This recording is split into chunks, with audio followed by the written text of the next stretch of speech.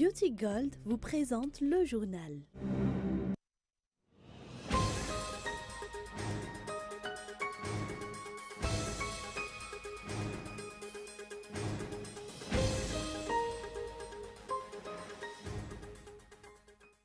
À la veille de l'élection législative, la pré-campagne électorale se trouve au cœur d'une polémique. Le président de la Haute Cour constitutionnelle a déclaré qu'il faudrait revoir le texte portant sur la campagne électorale pour éviter tout problème. Pour l'instant, les textes de loi relatifs à la pré-campagne et à la campagne électorale ne sont pas totalement explicites. De nombreux points méritent encore d'être revus à Madagascar afin que chaque citoyen ait accès à un emploi décent. Les statistiques permettant de constater les réalités dans le domaine du travail posent également encore problème. Les femmes et les jeunes malgaches sont à ce jour les plus concernés en matière de problèmes de travail décent. En Algérie, une semaine jour pour jour après la démission d'Abdelaziz Bouteflika, le Parlement algérien officialise la vacance définitive du pouvoir. À ce titre, conformément à la Constitution, le président du Conseil de la Nation, Abdelkader Ben Salah, a été nommé président par intérim du pays. Ce dernier est pourtant issu du système Bouteflika, fustigé par les Algériens qui continuent massivement à manifester.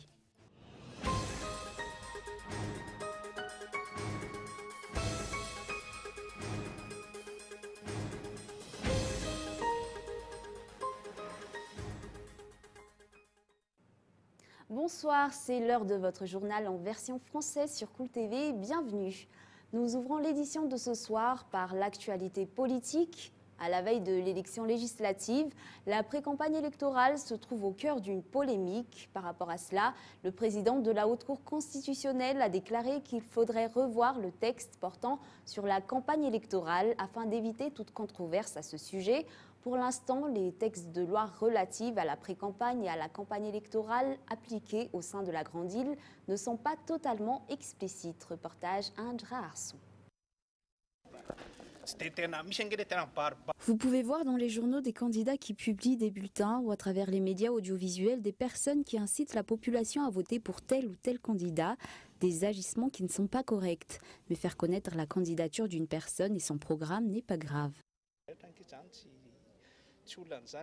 Le président de la Haute Cour constitutionnelle a déclaré ce jour que la révision du texte portant sur la campagne électorale à Madagascar est le seul moyen d'éviter les polémiques concernant ce texte et le seul moyen d'éviter les polémiques concernant cette partie du processus électoral.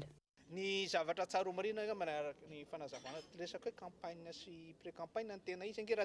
matière de campagne et de pré-campagne, on peut utiliser les termes de campagne officielle et de simple campagne, la campagne officielle étant limitée à partir du 6 mai. Mais aux États-Unis, par exemple, pour une élection qui ne se tiendra que dans 2 ans, le dépôt de candidature et la campagne sont déjà ouverts. Mais chez nous, la campagne est limitée à 3 semaines. C'est ce qui complique les choses puisque la période est trop courte, alors que nous ne pouvons intervenir qu'en matière de campagne officielle. Avant cela, nous ne pouvons faire que conseiller les candidats.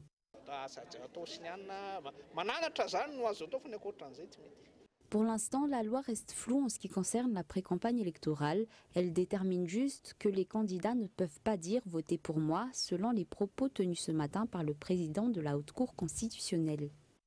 Toujours au sujet de l'élection, un atelier pour octroyer une formation aux femmes qui se sont portées candidates à la prochaine élection législative a été tenu aujourd'hui au Carlton à Nuss. Une formation accordée par le Centre d'information des Nations Unies.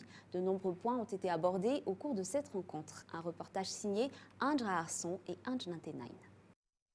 Le Centre d'information des Nations Unies a octroyé une formation aux femmes candidates à la prochaine élection législative ce jour. Et pour cause, la participation des femmes à la gestion de l'État est importante. Une participation qui doit pourtant passer par une élection. La représentante de la Commission électorale nationale indépendante à cette formation s'est exprimée sur cet atelier.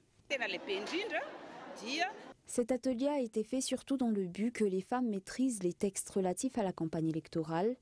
Les lois portant sur la gestion du budget de campagne ont été abordées. Il en est de même pour ceux qui ne peut ou ne peut pas être fait lors de la période de pré-campagne.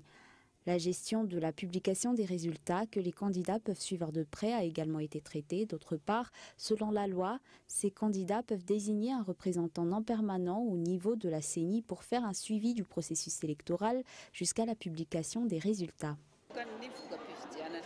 D'autre part, l'égalité de chance entre les candidats a été constatée au cours de cet atelier, notamment entre les hommes et les femmes qui se sont portés candidats. Des efforts importants doivent donc être faits dans cet axe à Madagascar. Le syndicat des enseignants-chercheurs de l'enseignement supérieur section Antananarivo voit débuter une grève ce jour, une manifestation qui ne prendra fin que lorsque des solutions satisfaisantes seront appliquées par rapport à leurs demandes. Rappelant que ce syndicat revendique le paiement de leurs heures complémentaires ainsi que l'application du décret d'ajustement des pensions des retraités. Les cours de l'université d'Ankara sont de ce fait suspendus jusqu'à nouvel ordre. Sur un tout autre sujet, par le biais de l'USAID, les États-Unis, en collaboration avec le ministère de la Santé publique de Madagascar, a lancé un projet qui vise l'amélioration et le développement des services de santé offerts à la population malgache. Ce projet, dénommé Access, durera 5 ans et bénéficie d'un financement de 90 millions de dollars. Un projet qui renforcera le partenariat entre les deux pays, selon les explications. Gaëtan Andjetslav. Le gouvernement des États-Unis, par l'intermédiaire de l'Agence des États-Unis pour le développement international, ou USAID, conjointement avec le ministère de la Santé de Madagascar, ont officiellement lancé le projet Access, un projet de santé d'une durée de 5 ans financé par l'USAID à hauteur de 90 millions de dollars, qui vise l'amélioration et le développement des services de santé offerts à la population malgache. Le programme Access augmentera la disponibilité de services de santé de qualité, améliorera les infrastructures de santé, renforcera les capacités du système de santé malgache et promouvra les comportements sains au sein des communautés malgaches. Management Sciences for Health, une organisation sanitaire à but non lucratif et à ramification mondiale basée aux États-Unis et qui travaille depuis longtemps à Madagascar, est le chef de file du projet, soutenu en cela par plusieurs organisations partenaires locales et internationales. Dans son allocution, l'ambassadeur des États-Unis auprès de la République de Madagascar a déclaré « Le programme Access est le plus grand projet de santé bilatéral jamais financé par les États-Unis à Madagascar et renforce le partenariat étroit qui lie les deux pays. Ensemble, les États-Unis et Madagascar vont sauver des vies, autonomiser les communautés et promouvoir des solutions durables. » Près de 16 millions de personnes bénéficieront du programme Access qui interviendra dans 10 régions de Madagascar, Antsnanan, Vadvafitfnan, Antimwanjefan, Menabe, Melak, Bouin, Sofia, Diana, Sava et Analanzrouf. Pour atteindre 3 objectifs principaux, à savoir des services de santé de qualité sont disponibles de matière durable et sont accessibles à toutes les communes des régions ciblées. Les systèmes de santé fonctionnent efficacement pour soutenir la fourniture de services de santé de qualité et les Malgaches adoptent de manière durable des comportements et des normes sociales sains. Outre cela, le programme Access fournira des services de planification familiale et de santé reproductive dans les régions de Vaknakarach, Amurmani et Otmatsiach. À travers son programme Access, le gouvernement américain aidera l'État malgache à accélérer les impacts sanitaires durables pour la population malgache et à renforcer la gestion du secteur santé par le ministère de la Santé publique, contribuant ainsi à la marche de Madagascar vers le développement.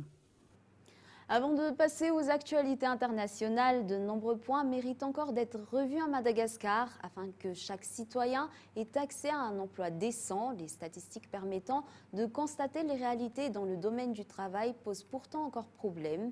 Les femmes et les jeunes malgaches sont actuellement les plus concernés en matière de problèmes de travail décent. Feizou Rafali. Selon différents syndicats et associations à Madagascar, le principe de l'emploi décent n'est pas encore appliqué. Un point sur lequel l'Organisation mondiale du travail est d'accord, de nombreux problèmes doivent encore être corrigés. Pour la plupart, à Madagascar, les chômeurs ou les personnes n'ayant pas d'emploi décent sont constitués de femmes et de jeunes, selon l'OIT. Toutefois, au sein de la Grande Île, les statistiques en matière de travail posent encore un problème. Officiellement, j'ai dit bien officiellement, le taux de chômage à Madagascar est très bas, mais le taux de sous-emploi est très élevé et le taux de l'emploi informel est très élevé.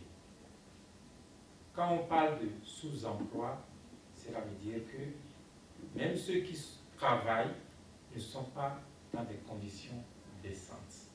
Cela veut dire que même ceux qui travaillent ne sont pas bien rémunérés, ne sont pas couverts par une assurance sociale, ne peuvent pas avoir de pension de vieillesse. Si je m'abstiens de donner des statistiques, c'est parce que dans le domaine des statistiques, depuis 2013, il y a eu des changements de concept.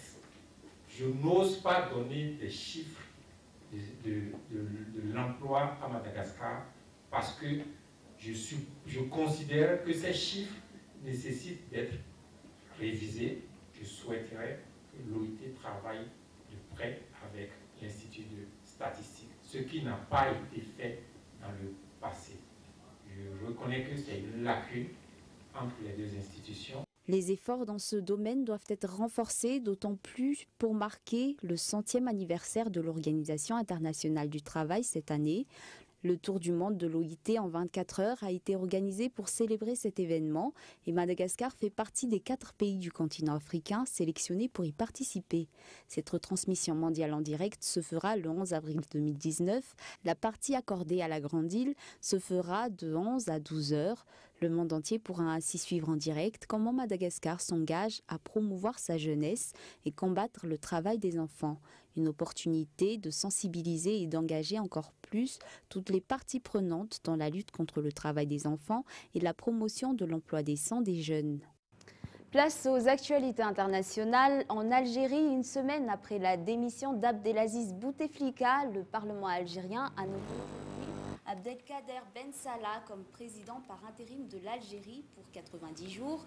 Une décision qui va à l'encontre des revendications des manifestants, puisqu'Abdelkader Ben Salah est un pur produit du régime algérien et un fidèle d'Abdelaziz Bouteflika. Plus d'informations dans ce reportage de France 24. Il était chargé d'accueillir les hôtes étrangers sur le sol algérien. On le voit ici au centre de l'image en 2017 avec le président français. Fidèle d'Abdelaziz Bouteflika, Abdelkader Ben Salah a depuis longtemps l'habitude de suppléer aux tâches que le chef de l'État malade ne peut remplir. Président du Conseil de la Nation, l'équivalent algérien du Sénat, Abdelkader Ben Salah a soutenu avec insistance la 5e candidature contestée d'Abdelaziz Bouteflika. À 77 ans, il est un membre de longue date du Rassemblement national démocratique, le principal allié du Front de libération nationale du président algérien. Président du Conseil national de transition dans les années 90, il a ensuite été président de l'Assemblée nationale populaire à partir de 1997. Élu président du Conseil de la Nation en 2002, il a depuis sans cesse été réélu à ce poste. Alors qu'Abdelaziz Bouteflika est peu à peu lâché par ses soutiens, Abdelkader Ben Salah semble lui toujours derrière le président. Son parti, le RND, a dit à la démission du chef de l'État, mais lui s'est gardé de s'exprimer. En Israël, les bureaux de vote ont ouvert ce matin pour les élections législatives qui décideront si le Premier ministre sortant, Benjamin Netanyahou, poursuit son long règne ou si l'heure du changement est venue avec le novice Benny Gantz. Quelques 6,3 millions d'électeurs sont appelés à choisir les 120 députés qui les représenteront.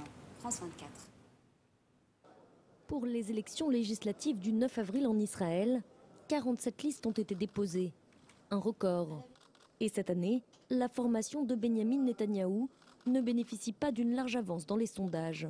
Le parti du Likoud pâtit des ennuis judiciaires de l'actuel Premier ministre, impliqué dans 3 affaires pour corruption, fraude et abus de confiance. Il est menacé par l'alliance bleu et blanc, nouée entre le chef du nouveau parti de centre-droit, Résilience pour Israël, Benny Gantz, et le chef du parti centriste, Yair Lapid, pour présenter un front commun uni face au Premier ministre sortant. Mais après 12 années passées au pouvoir, Benyamin Netanyahou ne compte pas céder la place aussi facilement. Il espère former une nouvelle coalition avec ses alliés traditionnels, la droite nationaliste et les partis religieux. En perte de vitesse, ces derniers ont été contraints par le Premier ministre d'intégrer dans leur rang des anciens membres du parti suprémaciste et raciste, car pourtant interdit depuis 1994 en Israël. Objectif : atteindre le seuil des 3,25% des votes pour pouvoir entrer au Parlement. Face à eux, les partis arabes. Ils occupent actuellement 13 sièges sur 120 à la Knesset, mais ils n'ont pas réussi à se mettre d'accord sur une liste commune pour ces élections. et se divise donc en deux formations distinctes. La gauche israélienne, enfin, apparaît très affaiblie. La fin de l'Union sioniste a conduit à la mise à l'écart de l'ancienne ministre israélienne des Affaires étrangères Tzipi Livni et à la marginalisation du Parti travailliste, dirigé par Avi Gabay. Au lendemain des élections, le chef de l'État consultera les différents partis et invitera celui qui aura recueilli le plus de suffrages à former le prochain gouvernement. Et avant de nous quitter, faisons un bref retour sur les grands titres de ce journal. À la veille de l'élection législative, la pré-campagne électorale se trouve au cœur d'une polémique. D'après le président de la Haute Cour constitutionnelle, il faudrait revoir le texte portant sur la campagne électorale pour éviter tout problème. À Madagascar, l'emploi décent n'est pas une réalité pour tous. Les femmes et les jeunes malgaches sont les plus affectés par les problèmes liés à ce sujet. En Algérie, une semaine jour pour jour après la démission d'Abdelaziz Bouteflika, le président du Conseil de la Nation, Abdelkader Ben Salah a été nommé président par intérim du pays. Ce dernier est pourtant issu du système Bouteflika, fustigé par les Algériens qui continuent massivement à manifester. Et voilà, c'est la fin de cette édition. Au nom de l'équipe qui l'a préparée, je vous remercie de votre attention et je vous donne rendez-vous demain pour un nouveau journal. Au revoir.